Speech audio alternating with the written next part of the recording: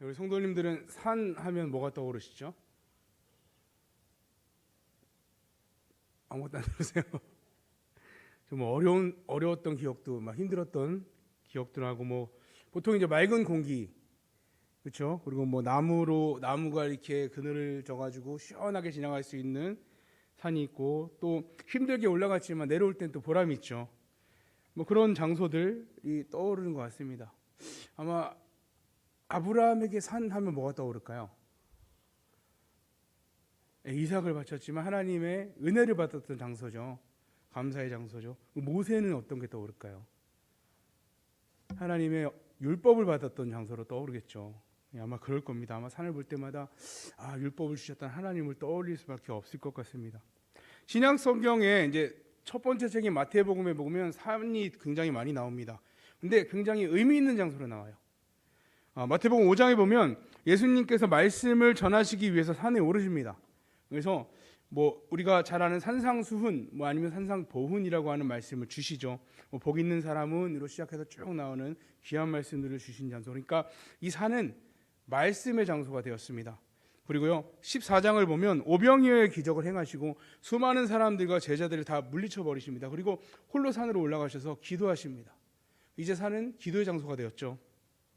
또 15장을 보면 산에 올라가신 예수님께서 다리 저는 사람, 맹인, 말 못하는 사람들을 깨끗하게 치유해 주십니다. 그래서 많은 무리들이 이걸 보고 예수님의 그 놀라우신 이적을 보고 놀랍니다. 이제 산은 치유의 장소, 하나님의 영광의 장소가 되었습니다. 또 24장에 보면 예루살렘에 입성하신 후 또 산에 올라가시고 많은 사람들에게 마지막 때가 어떻게 될지, 종말의 때가 어떻게 될지를 알려주십니다. 이제 산은 종말의 예언의 장소가 되었습니다. 또 26장에 보면 예수님께서 십자가 사명을 앞두시고 나와 하나님께 기도하실 때 산으로 나오십니다. 그리고 이렇게 기도하죠. 내 아버지여, 만일 할만하시거든 이 잔을 내게서 지나가게 하옵소서. 그러나 나의 원대로 마옵시고 아버지의 원대로 하옵소서. 이렇게 간절하게 기도드리는 장소도 산이었습니다. 이제 산은 하나님을 만나는 장소가 되었습니다. 그리고 마태복음 28장에 부활하신 예수님께서 산으로 제자들을 부르십니다. 그리고 이 말씀을 하시죠. 하늘과 땅의 모든 것을 내게 주셨으니 그러므로 너희는 가서 모든 민족을 제자로 삼아 아버지와 아들과 성령의 이름으로 세례를 베풀고 내가 너희에게 분부한 모든 것을 가르쳐 지키게 하라. 볼지어다 내가 세상 끝날까지 너희와 항상 함께 있으리라. 이제 산은 비전의 장소가 되었습니다. 우리 주님께서 제자들을 향해서, 우리를 향해서 선교의 사명을 주시는 장소가 되었습니다. 이와 같이 마태복음에 나오는 산은 너무나 귀한 장소들이죠. 하나하나 귀하지 않은 장소가 없습니다. 오늘 말씀 또한 주님께서 함께 제자들 3명의 제자를 데리고 산으로 올라가시며 일어난 일을 기록하고 있습니다.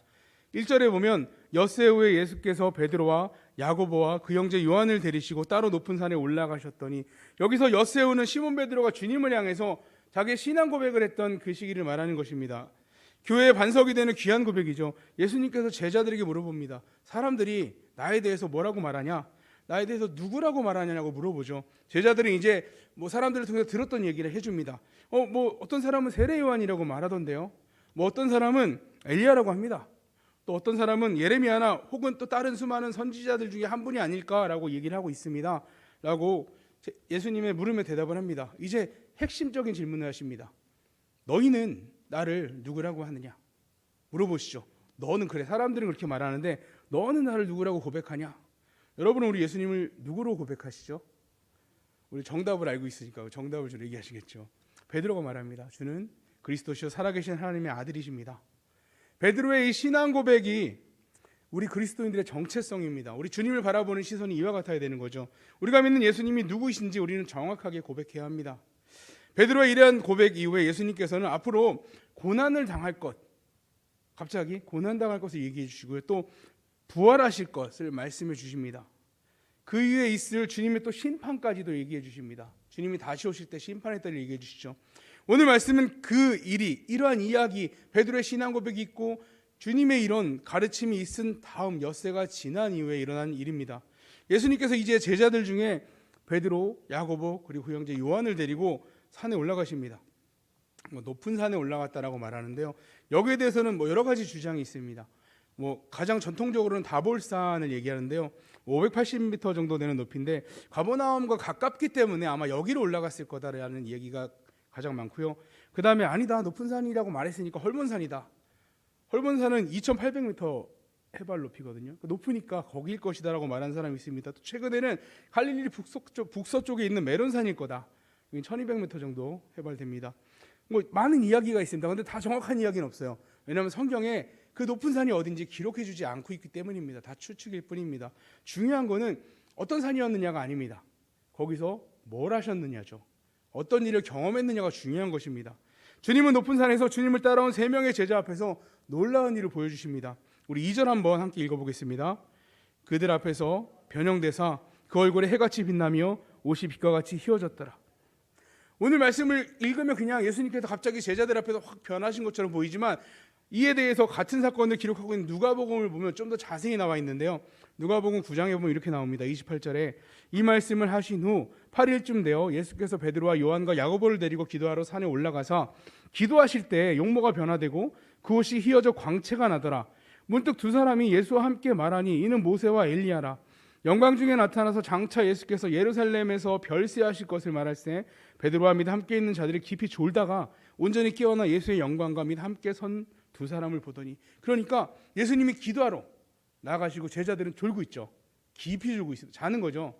깊이 졸다가 갑자기 이 일을 보게 된 겁니다. 깜짝 놀랄 수밖에 없죠. 주님이 기도하러 나가는데 갑자기 주님의 모습이 변하고 그 눈앞에 펼쳐진 광경들이 놀라울 수밖에 없습니다. 옷이 휘어지고 용모가 변화하시고 광채가 났습니다. 이런 예수님의 변화된 모습을 3명의 제자들이 졸다가 본 거죠. 아마 다리를 꼬집었을 것 같아요. 꿈이냐? 진짜냐? 뭐 이러지 않았을까요? 아직도 내가 잠을 자고 있나? 놀라운 일이니까요. 예수님의 이 변화는 이전의 구약에서도 이런 사건을 기록하고 있는데요. 시내산에서 모세가 율법을 받으러 올라가서 내려온 다음에 이런 일이 생깁니다. 출애굽기 34장 29절에 보면 모세가 그 증거의 2판을 모세의 손에 들고 시내산에서 내려오니 그 산에서 내려올 때 모세는 자기가 여호와와 말하였으므로 말미암아 얼굴에 피부에 광채가 나나 깨닫지 못하였더라. 모세가 하나님을 만나고 하나님과 말했기 때문에 모세의 얼굴에 광채가 나는데 모세는 몰랐어요. 하나님의 그 거룩하신 영광이 묻은 거죠. 모세 얼굴에 묻었어요. 그리고 광채가 빛이 났습니다. 우리가 누구와 교제하느냐가 중요합니다. 주식을 좋아하는 사람하고 교제하면 맨날 주식 얘기만 해요. 제가 전에 차 좋아하는 사람하고 얘기한 적이 있으니까 자동차. 맨날 자동차 얘기만 하는 거예요. 지겨워 죽겠다. 계속 얘기하더라고요. 근데 좀 지나니까 저도 관심을 갖게 되더라고요. 이 차는 뭐가 좋고 이런 거 관심을 갖게 되더라고요. 술을 좋아하는 사람하고 같이 다니면 보나마나죠. 술집만 다닐 테니까. 땅을 좋아하는 사람, 땅을 좋아하시는 분들은 모든 사람을 이걸로 판단하더라고요. 저분은 전세야. 이걸로 판단 기준을 갖고 저분은 어려울 텐데 왜요? 월세래. 이렇게 판단을 하시더라고요. 어쨌든 우리가 누구와 함께 있느냐가 굉장히 중요합니다. 심지어 이단에 심취해 있는 사람과 같이 다니면 거기에 물들 수밖에 없습니다. 그리고 이단에 빠질 수밖에 없죠. 남을 헐뜯기 좋아하는 사람과 함께 있으면 한 번도 보지도 못한 사람을 헐뜯는 것을 들으며 그 사람을 색안경을 끼고 볼 수밖에 없습니다. 대화해 본 적도 없고 대해 본 적도 없는데 나쁜 마음을 먼저 갖게 되는 거죠. 우리는 기도하는 사람과 함께 있어야 됩니다. 우리는 거룩한 사람과 함께 하기에 노력해야 됩니다. 가장 좋은 것은요, 하나님과 함께 하기 위해 노력해야 되죠. 우리의 모든 삶을 통해서 하나님과 동행하는 삶을 사시기 축복합니다. 그러면 우리에게 당연히 하나님의 거룩함이 묻게 되는 것입니다. 나는 잘 깨닫지 못하지만 주변에서 얘기하는 거예요. 혹시 권사님 아니세요? 이렇게 물어보시는 거죠. 하나님과 함께하는 삶을 통해서 이렇게 드러나는 거죠. 혹시 목사님 아니세요? 우리 장로님분들이 이런 얘기 많이 들으신대요. 혹시 목사님 아니세요? 우리 교회 장로님한테 내가 여쭤보진 않았는데 다른 교회에서 그런 얘기를 하시더라고요. 내가 어디 갔는데 목사님 아니세요? 라고 물어봤다고 하시더라고요. 너무 좋아하시더라고요. 그러고 하나님을 대면했던 모세는 얼굴에 광채가 났습니다. 이와 같이 하나님의 영광의 빛 앞에 선 이스라엘 백성들, 그 모세의 얼굴에, 모세는 몰랐지만 묻어있는 하나님의 광채를 바라봤던 이스라엘 백성들의 반응은 이렇습니다. 출애굽기 34장 30절에 아론과 온 이스라엘 자손이 모세를 볼 때 모세 얼굴에 피부에 광채가 남을 보고 그에게 가까이 하기를 두려워하더니, 모세의 얼굴을 통해서 나온 하나님의 광채를 바라본 이스라엘 백성들, 아론까지도 두려움으로, 그 광채가 두려움으로 다가왔습니다. 하나님을 직접 뵈는 것도 아니고 모세의 얼굴을 통해서 간접적으로 잠깐 있다 사라질 그 광채를 보았음에도 그들은 두려움을 느꼈습니다. 하나님의 거룩하심 앞에서 죄인은 두려울 수밖에 없는 것이죠. 이러한 일이 극명하게 나타나는 사건이 있습니다. 신약에 보면 귀신 들린 사람들이 예수님을 바라볼 때 이러한 표현들을 합니다.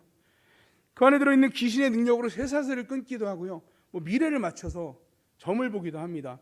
사람들은 두려워서 가까이 가지도 못하는 그런 존재임에도 불구하고 예수님을 만날 때 그 대단하던 귀신 들린 사람들이 벌벌 떱니다. 마가복음 1장 23절 24절을 보면 마침 그들이 회당에 더러운 귀신 들린 사람이 있어 소리질러 이르되 나사렛 예수여 우리와 당신과 무슨 상관이 있나이까? 우리를 멸하러 왔나이까? 나는 당신이 누구인지 아노니 하나님의 거룩한 자니이다. 아무 말씀도 안 하셨어요. 근데 귀신 들린 자가 하나님이신 우리 예수님을 바라보니까 이렇게 표현하고 있는 거예요. 우리를 멸망시키러 왔느냐? 당신은 거룩한 자다라고 고백하고 있는 것이죠. 악한 마귀와 죄에 종된 자들은 죄가 없으신 거룩하신 하나님 앞에 서면 이렇게 두려워 떨 수밖에 없습니다. 이게 당연한 반응입니다. 그와 같이 하나님의 거룩하신 빛으로 변화된 예수님은 이 땅에서 완전한 사람으로 태어나셨지만 본체 하나님이심을 이제 제자들에게 드러내신 것입니다. 모세는 하나님의 영광에 잠시 거했던 것이라면 예수님께서는 육신을 취하시기 전의 모습으로 본래 예수님의 모습을 보여주신 것이죠. 이전에 예수님의 모습이 회복되어 장차 다시 오실 예수님의 거룩한 모습을 보여주십니다. 또한 세 명의 제자들 앞에 더욱 놀라운 일이 일어납니다. 3절에 보면 그때 모세와 엘리야가 예수와 더불어 말하는 것이 그들에게 보이거늘. 예수님의 모습이 변한 건 그렇다 치고 모세와 엘리야를 봤대요. 지금 이 땅에 살아있지 않는 사람이죠. 그들이 있었던 시대에 살아있지 않은 사람입니다. 제자들 세 명의 눈에 이 영광의 모습으로 변한 예수님과 더불어 함께 모세와 엘리야가 이야기하고 있는 모습이 나옵니다. 모세는요, 엘리야는요, 이스라엘에게 특별한 존재입니다. 모세는 이스라엘의 출애굽 리더로 특별함이 있지만 그보다 하나님을 대면했던 유일한 사람입니다. 신명기 34장 10절에 보면 그 외에는 이스라엘의 모세와 같은 선지자가 일어나지 못하였나니 모세는 여호와께서 대면하여 아시던 자요. 어떤 선지자도 모세 외에 하나님을 직접 대면한 사람이 없다라고 말하고 있습니다. 그런데 그거에 대해 또 특별한 점이 있는데 성경에 나오는 모든 선지자들의 무덤들이 지금 이스라엘에 지금도 무덤터가 다 있더라고요. 여기는 누가 돌아가신 누구의 무덤이다라고 얘기를 하는 걸 볼 수 있는데 모세가 묻힌 무덤은 누구도 어딘지 알지 못합니다. 성경에도 대략적으로 어딜 것이다라고 말씀해 주고 계시지만 정확히는 모른다라고 말씀하고 있습니다. 신명기 34장 6절에 보면 벳볼 맞은편 모압 땅에 있는 골짜기에 장사되었고 오늘까지 그의 묻힌 곳을 아는 자가 없느니라. 이와 같이 하나님께서 모세의 죽음을 감추셨습니다. 엘리야 선지자도 성경에 기록된 이적들을 보면 놀라운 이적이 많죠. 까마귀가 음식을 물어오게 해서 먹고요, 과부의 통에 있는 가루와 기름이 그치지 않고 나오게 하는 기적을 행하고요, 죽은 아이를 살립니다. 그리고 바알과 아세라를 섬기는 제사장들 선지자들과 결투를 벌여서 혼자서 승리하죠. 그리고 오랜 가뭄에 비를 내리고 왕이 보낸 사자를 50명씩 온 그들을 불을 내려서 다 죽여버립니다. 겉옷을 가지고 말아서 물을 내리치니까 요단강의 물이 다 갈라져 버려요. 혹시 보신 적 있으세요? 이런 거? 물을 막 갈라서 건너가는 것을? 저는 아직까지 없어요. 엄청난 기적이죠. 물론 다 하나님이 행하신 겁니다. 하나님이 엘리야를 통해서 행하신 것이지만 사람의 눈을 봤을 때는 엘리야가 행한 것으로 보이는 것이죠. 가장 중요한 건 엘리야는 죽음을 보지 않고 회오리 바람을 타고 하늘나라로 올라갔다는 것입니다. 이렇게 율법에 대표되는 모세와 선지자를 대표하는 엘리야, 이들이 주님과 함께 있는 모습을 보는 것만으로도 세 명의 제자들은 놀라 자빠질 일이었죠. 구약의 율법과 하나님의 예언을 예표하는 두 사람이 예수님과 함께 있다라는 것, 그것은 예수님께서 구약이 전한 그분, 선지자들을 통해서 말씀하셨던 그분이라는 것을 알려주시는 것입니다. 이러한 놀라운 상황 속에서 하나님께서 도장을 꽉 찍어주십니다. 오늘 5절 한번 읽어볼까요? 시작. 말할 때 호련히 빛난 구름이 그들을 덮으며 구름 속에서 소리가 나서 이르시되 이는 내 사랑하는 아들이요 내 기뻐하는 자니 너희는 그의 말을 들으라 하시는지라. 하나님이 임재하셨어요. 그리고 말씀하세요. 이는 내 사랑하는 아들이다. 내가 기뻐하는 자다. 그의 말을 들어라 라고 말씀해주고 계십니다. 흔히 구약에서 구름은 하나님의 임재를 상징하는 요소로 나옵니다.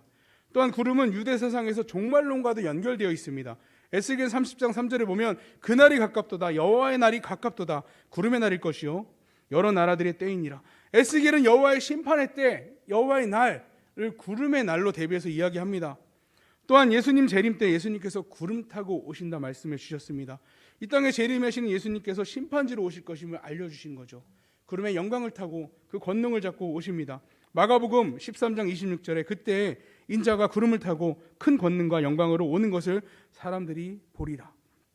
이제 우리에게 약속하신 다시 오실 주님께서는 심판의 주로 오십니다. 초림 때 평화의 주로 오셨다면 이제는 심판의 주로 오시는 거죠. 큰 권능과 영광으로 오시는 주님 앞에 구원받지 못한 사람은 심판의 부활을 하고 구원받은 자는 생명의 부활로 나오게 됩니다. 이단들이 말하는 그들의 교주를 보면요, 성경에 이렇게 말씀하시는 것과 전혀 상관없이 자기 마음대로 뭐 이렇게 짜집기해서 그래서 이게 납니다 이렇게 말하고 있습니다.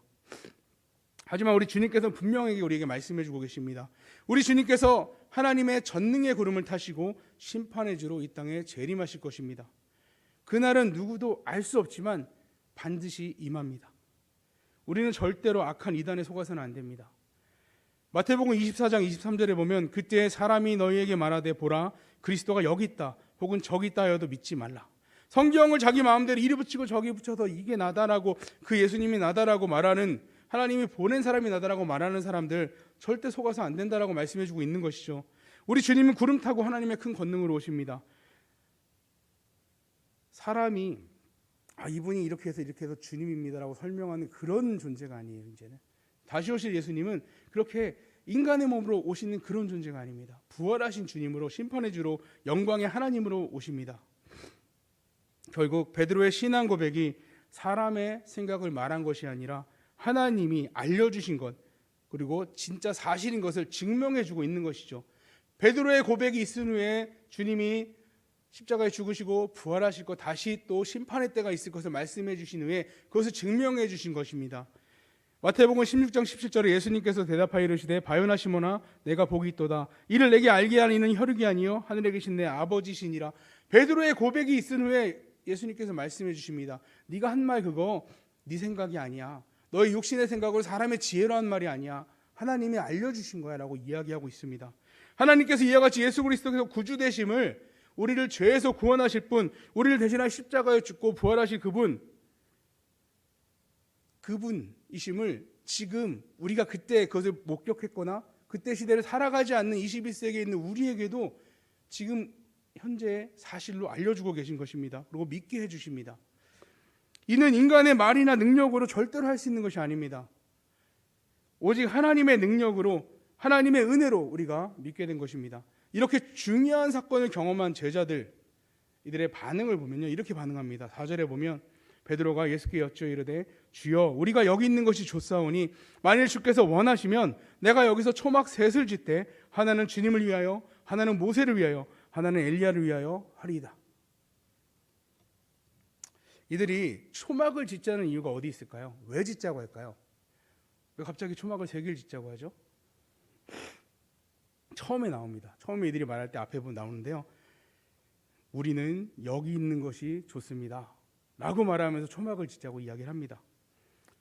그러니까 머무르고 싶다는 거죠. 물론 모세와 엘리야 그리고 하나님의 인재의 장소는 은혜의 장소입니다. 거기 있고 싶죠. 누가 떠나고 싶겠어요. 베드로의 반응, 그러한 기쁨의 자리에 더 머무르고 싶다는 자기의 마음을 표시한 겁니다. 이러한 것은 만족한 자리에만 머물고 싶어하는 우리의 모습일 수도 있습니다. 저도 청년 때, 중고등부 때 교회에 있으면 너무 즐거웠습니다. 찬양하고 예배 드리는 게 너무 즐거웠고요, 너무 기뻤어요. 그래서 교회에서 계속 살다시피 했습니다. 저만 그랬나요? 혹시 그런 분 계세요? 혹시 여기 우리 성도님들 중에 교회에 있는 게 너무 즐거웠던 적이 있었던 경험이 있으신가요? 손 예. 한 분 표시하고 나머지는 다 마음속으로 들으신 것 같은데 너무 즐겁죠. 예배 자리 너무 즐겁고요, 찬양의 자리 너무 기쁩니다. 믿는 사람들의 교제의 자리는 정말 기쁜 자리죠. 물론 이렇게 기뻐서 초막을 짓고 머무르고 싶다라고 말하는 것이 잘못된 것은 아닙니다. 나쁜 건 아닙니다. 근데 하나님을 향한 예배하는 교회는 분명히 머무르고 싶어야 되고요, 언제나 모이고 싶어야 되고 언제나 기쁜 자리여야 됩니다. 이것은 맞습니다. 하지만 우리의 사명이 있습니다. 우리의 사명은 교회 안에 머무르는 것이 아니고요, 이 교회 안에서 이 기쁨을 누림을 통해서 나아가서 복음을 전하는 일을 해야 하는 것입니다. 우리의 사명은 초막을 짓고 머무른 데 있는 것이 아니라 땅끝까지 이르러 증인이 되는 일을 감당해야 되는 것이 있습니다. 하나님의 권능으로 임하실 우리 주님, 심판해 주러 오실 주님, 우리를 구원하여 주신 그 주님을 전하는 일을 감당해야 되는 것이죠. 이거는 머물러서는 할 수 없습니다. 우리가 아무리 즐겁고 아무리 은혜의 자리를 할지라도 우리는 거기서 그 은혜를 가지고 나와서 전해야 하는 것입니다. 예수님 외에 다른 구원의 방법을 주시지 않았습니다. 그렇기 때문에 우리는 그 예수님을, 우리가 경험한 예수님, 우리에게 베풀으신 그 은혜를 갖고 나아가야 하는 것입니다. 사도행전 4장 12절에 다른 이로서 구원을 받을 수 없나니 천하의 사람 중에 구원받을 만한 다른 이름을 우리에게 주신 일이 없음이라 하였더라. 이제 다시 오실 주님은 태어나는 것이 아닙니다. 영광의 권능의 구름을 타시고 이 땅에 심판해 주러 오십니다. 우리 성관교회 모든 성도님들, 주님 다시 오시는 그날 우리 모든 성도님들 진짜 한 분도 빠지지 않고 생명의 부활로 다시 만나기를 축복합니다. 우리 모두 천국에서 만나면 좋잖아요. 그렇죠? 정말 우리 모든 천국 백성 되시기를 축복합니다.